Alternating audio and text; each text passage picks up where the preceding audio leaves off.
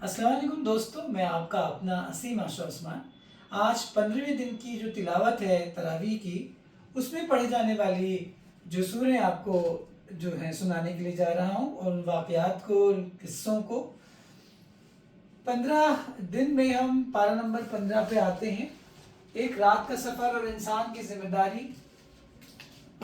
اس میں ہم سورہ الاسراء کی آیت نمبر 1 سے 111 تک پڑھیں گے، اور سورہ الکہف کی آیت نمبر 1 سے 74 تک پڑھیں گے۔ آج کی تلاوت ہمیں ایک ایسی رات کی کہانی سناتی ہے جس نے انسانی اتہاس بدل دیا، اور ساتھ ہی ہمیں یاد دلاتی ہے کہ انسان صرف اس دنیا میں جینے کے لیے نہیں آیا، بلکہ وہ ذمہ داری کے ساتھ جینے کے لیے آیا ہے۔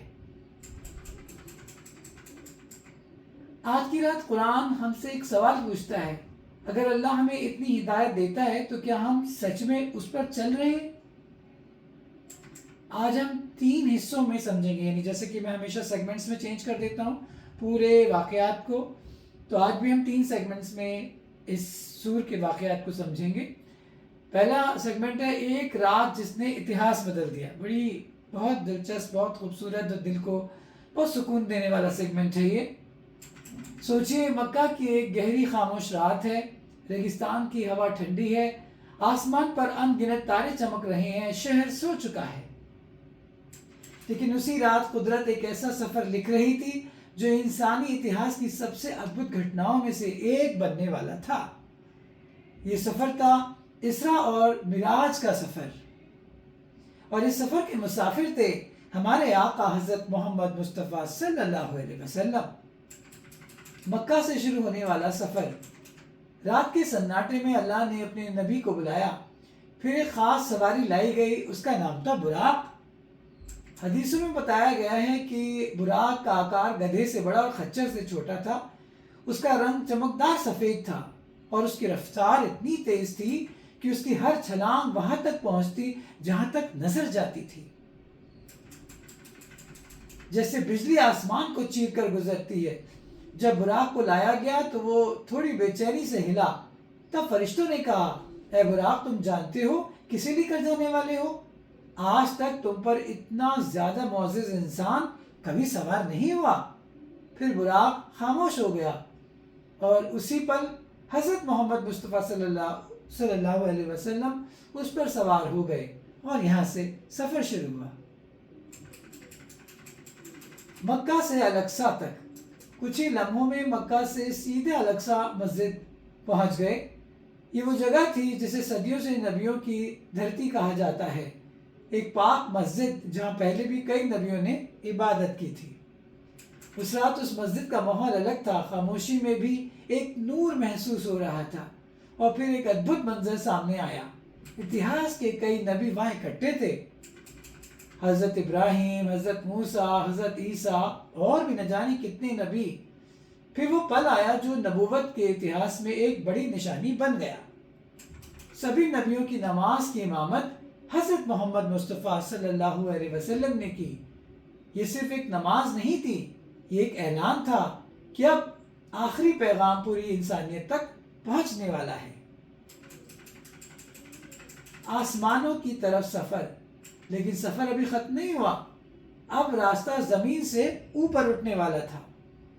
ایک ایک کر کے آسمان کے دروازے کھلے، ہر آسمان پر ایک نبی سے ملاقات ہوئی، کہیں حضرت آدم، کہیں حضرت یحییٰ اور عیسیٰ، تو کہیں حضرت یوسف، اور پھر آخر میں حضرت ابراہیم علیہ السلام۔ ہر ملاقات ایک اعزازات کی موافق تھی۔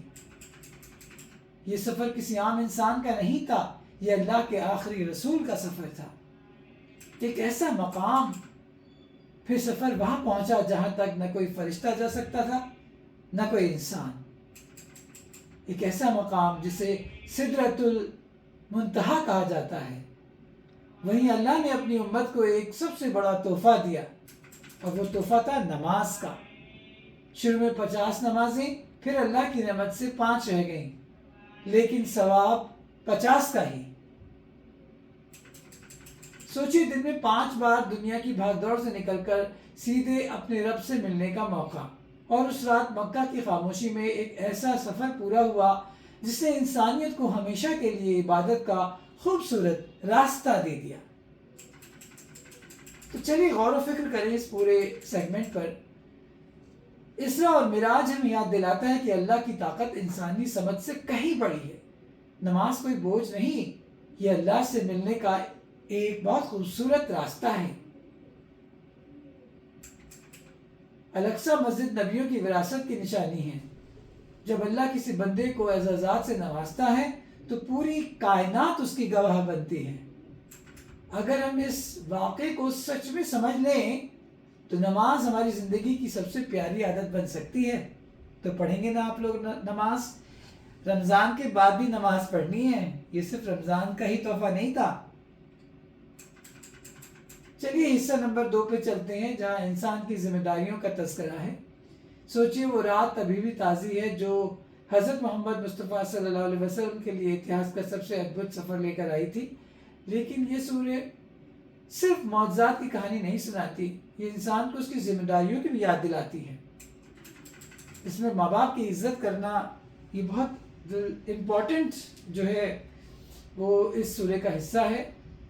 یہ سب سے پہلی اور سب سے ضروری ذمہ داری ہے۔ ماں باپ کے ساتھ اچھا سلوک، قرآن کہتا ہے اگر وہ بوڑھے ہو جائیں تو انہیں اف بھی مت کہیے۔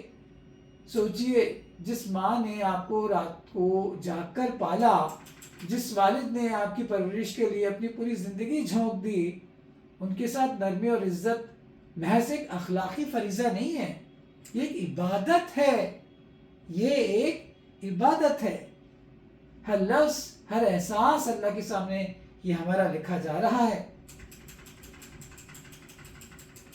سماج کے لیے قانون، پھر قرآن انسان کو سماج میں جینے کے اصول بتاتا ہے۔ قرآن کہتا ہے کہ ظلم مت کرو جس سے کمزور لوگ دبائے نہ جائیں، یعنی کسی بھی کمزور پہ ہمیں ظلم نہیں کرنا۔ فضول خرچی مت کرو، جیسے پیسہ، وقت، وسائل سب کو بچا کے رکھو، کیونکہ یہ سب اللہ کا دیا ہوا ہمارے لیے یہ اللہ کا دیا ہوا ایک ذمہ ہے، اسے ہمیں بچا کے رکھنا ہے، زیادہ فضول خرچ نہیں کرنا۔ گھمنڈ مت کرو، انسان اللہ کا بندہ ہے تو کیا گھمنڈ کرنا، اس لیے ہمیں گھمنڈ نہیں کرنا چاہیے، اور یاد رکھنا چاہیے کہ اللہ نے ہمیں بنایا ہے، ہم نے اپنے آپ کو خود نہیں گڑھا۔ یاد ہے کہ ہر انسان کے سارے کام اللہ کے پاس درج کیے جا رہے ہیں، ایک دن وہی کتاب سامنے کھولی جائے گی اور ہر کام کا حساب لیا جائے گا۔ تو گہری سیکھ یہی ہے کہ انسان کی اصلی طاقت اس کی ذمہ داری نبھانے کی قوت میں ہے۔ ماں باپ کے ساتھ عزت سب سے بڑی عبادت میں سے ہے۔ سماج میں انصاف اور اخلاقیت انسان کو بچائے رکھتی ہے، یعنی سماج میں اگر انصاف ہوگا اور اخلاقیت ہوگی تو یہ جو ہیومینٹی ہے نا، جس کے لیے یہ ساری دنیا بھاگی پھر رہی ہے، وہ تبھی بچ سکتی ہے۔ ہمارا اخلاق نہیں ہے، ہمیں انسانیت نہیں ہے تو کیا ہیومینٹی ہے؟ ہر کرم کا حساب اللہ کے پاس ہے، اس لیے کبھی گھمنڈ، ظلم یا فضول خرچی نہ کریں۔ یہ 3 چیزیں بہت اہم ہیں جو بتائی گئی ہیں نہ کرنے کے لیے۔ ایک تو گھمنڈ، تکبر، دوسری چیز ہے فضول خرچی، اور تیسرا ظلم۔ اصلی کامیابی وہی ہے جو ذمہ داری، عبادت، اخلاقیت کے ساتھ جی جائے۔ سچا پیغام، معجزات کا مطلب صرف دیکھنا نہیں ہے، اللہ کی ہدایت یہ بھی ہے کہ انسان اپنے ہر کرم اور رشتے میں سچ، عزت اور ذمہ داری کو نبھائے۔ آخری حصہ اس کا تیسرا، گفا کے جو نوجوان تھے ان کی کہانی۔ سوچے ایک شہر جو اندھیرے اور بھول بھلیاں میں ڈوبا ہوا تھا، لوگ شرک میں پھنسے ہوئے تھے، ظلم اور کرپشن کی گلیاں جو تھیں اندھیری تھیں، لیکن وہیں کچھ نوجوان تھے، ان کے دلوں میں ایمان کی چنگاری جل رہی تھی۔ وہ بولے ہم اپنے رب کے سوا کسی کی عبادت نہیں کریں گے، لیکن سچ بولنا بہت آسان نہیں تھا۔ ان کے چاروں اور ڈر کا ماحول تھا، سماج کا دباؤ، نظروں میں حقارت اور ستائے جانے کا خطرہ۔ تو انہوں نے کیا کیا؟ انہوں نے تو شہر ہی چھوڑ دیا۔ وہ اندھیری راتوں میں چپ چاپ بنا کسی شور شرابے کے ایک گفا کی ٹھنڈی شانت گود میں جا کر بیٹھ گئے۔ وہی انہوں نے اپنا ٹھکانہ بنایا، اس گفا میں۔ گفا اور ایمان کی دعا۔ گفا میں بیٹھے یہ نوجوان اپنے رب سے دعا کر رہے تھے کہ اے رب ہمیں اپنی رحمت دے اور ہمارے لیے راستہ آسان کر دے. راتیں بیتی، دن بیتے، لیکن ان کی دعا کا اثر کچھ بھی نہیں ہوا، اور جب ہوا تو بالکل الگ ہوا. اللہ نے انہیں ایک عجیب طرح کی نیند میں ڈال دیا. ایک دن نہیں، ایک سال نہیں، 300 سال سے بھی زیادہ وہ سوتے رہے. 300 سال. پھر معجزے کا دن آیا. پھر ایک صبح آئی جب انہوں نے اپنی آنکھیں کھولی 300 سال بعد.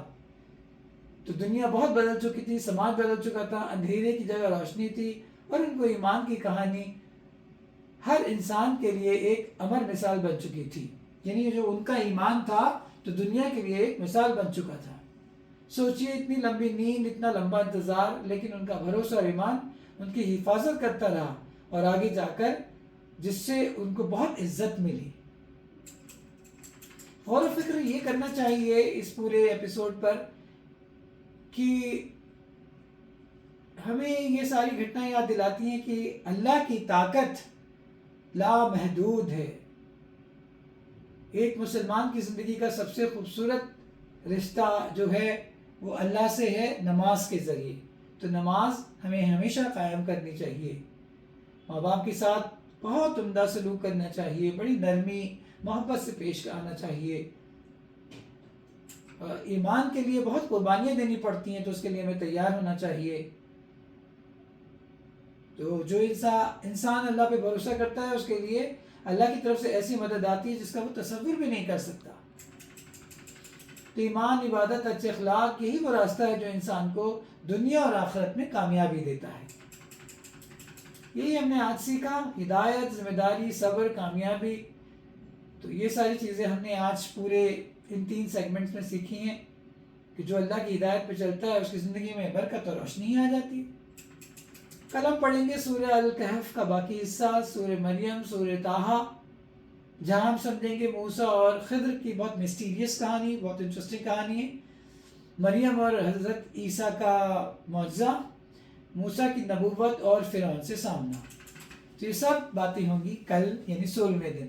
تب تک کے لیے اپنے دوست کو اجازت دیں. خدا حافظ، شب بخیر.